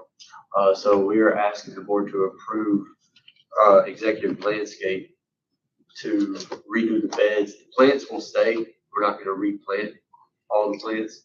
We're just going to go in and put weed barrier in between where there's pine straw and then re-pine straw. All right, any questions of Mr. Buckner about his request to approve landscaping at the police department? $9,817.25. All right, is there a motion to approve? Hold on. It should be 9-1. Yeah, it's going to be, it's going to be. Sorry? It's 9-175, they have tax on They it. have tax on there. Oh, 917. It's actually cheaper. Yep. Mr. Law is tight on that. We don't pay tax. He catches, I should have said it then. 9175. Is there a motion to approve? I have a question. Yes, ma'am. Does this come out of the police department budget or your budget? Is that in Comes out of general administration. Oh, okay. In the future, it will come, the pine straw, when we have to reapply, that will come out of both. It comes out of Lincoln's budget right now. All right, there, motion. I wish it was there. She I may made cry. I made a joke faster. Motion approved. Mr. Taylor made a motion to approve it. Is there a second? Second. Mr. Powell seconded. All in favor? Aye. Any opposed? All right, item 10D, I discussion item. received a call from Miss Trisha Banks. I believe she lives in Reunion.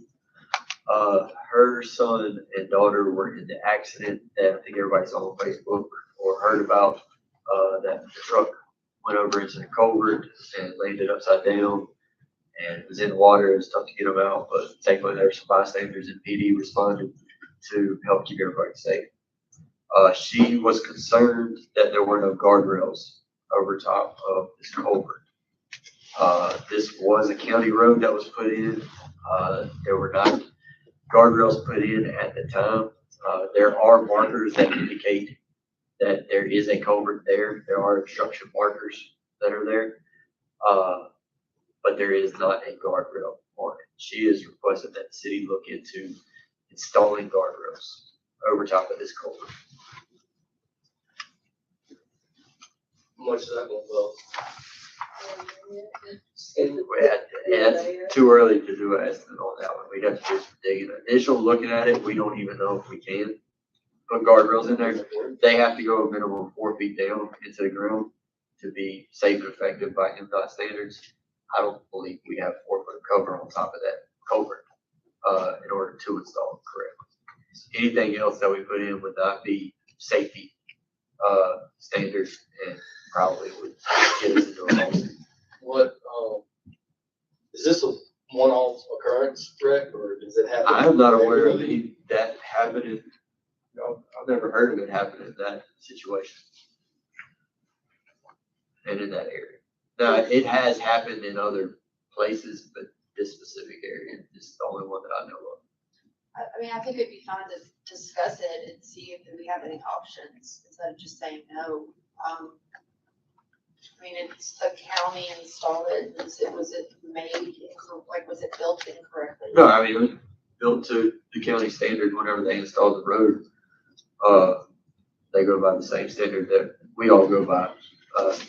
For the culverts, I think all you're required to put up are those obstruction markers to let somebody know that there's something on there. One of them is leaning a little sideways. We'll go address that and get that fixed next time we're on that route for cutting. But that's really all we're required to put on here.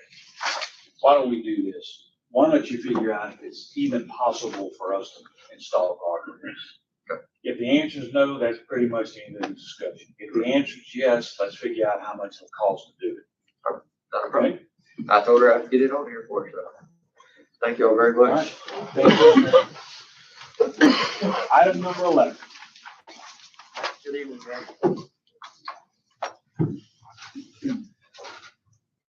Mayor and board, we had, since last board meeting, we had 302 tickets, 3 misdemeanor arrests, we also had 3 DUIs. We worked, accidents are down, we worked 15 accidents. And the new, in our building, I'm not gonna keep saying new, it still smells like new when you come in. We have, we had an issue with our courtroom that was brought to our attention a week or 2 ago. And Kerry jumped on it and got it taken care of. They came out, tested it. It was not mold. It ended up being mildew. So they came out and cleaned the mildew up. They did a check on the damper. That was good. The unit servicing the area does not have a repeat in it, so they're going to look into that. That deals with the human air in there. The human air being in there is what's causing the mildew.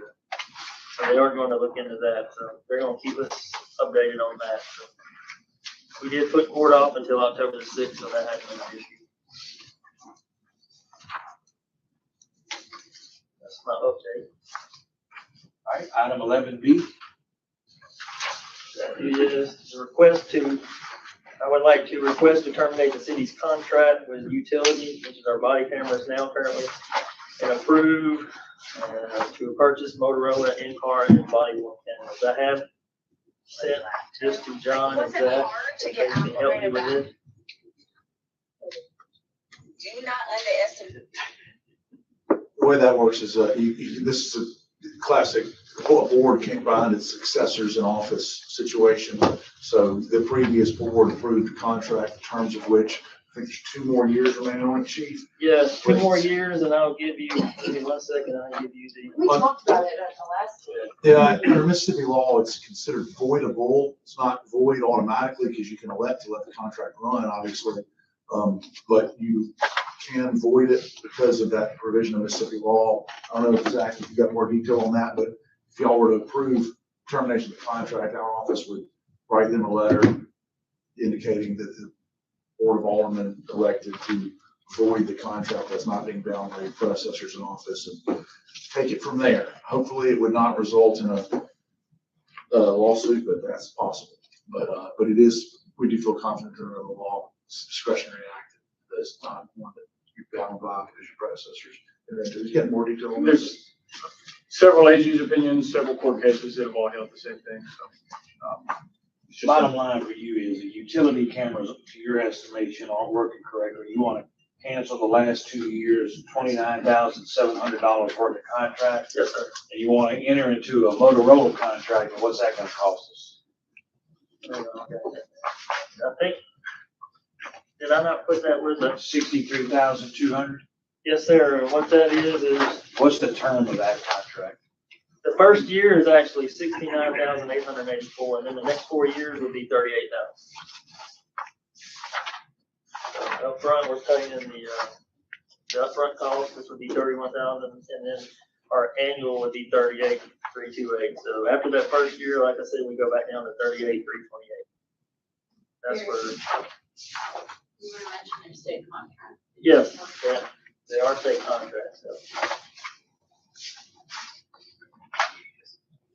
Chief, to be clear, your memorandum in the back of says utility.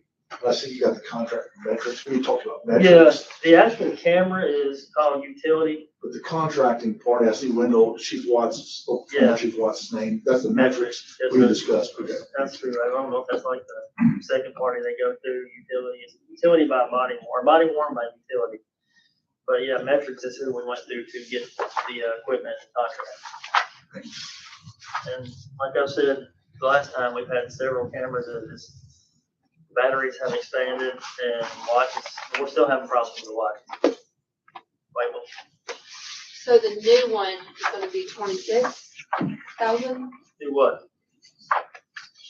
The new camera? Yeah.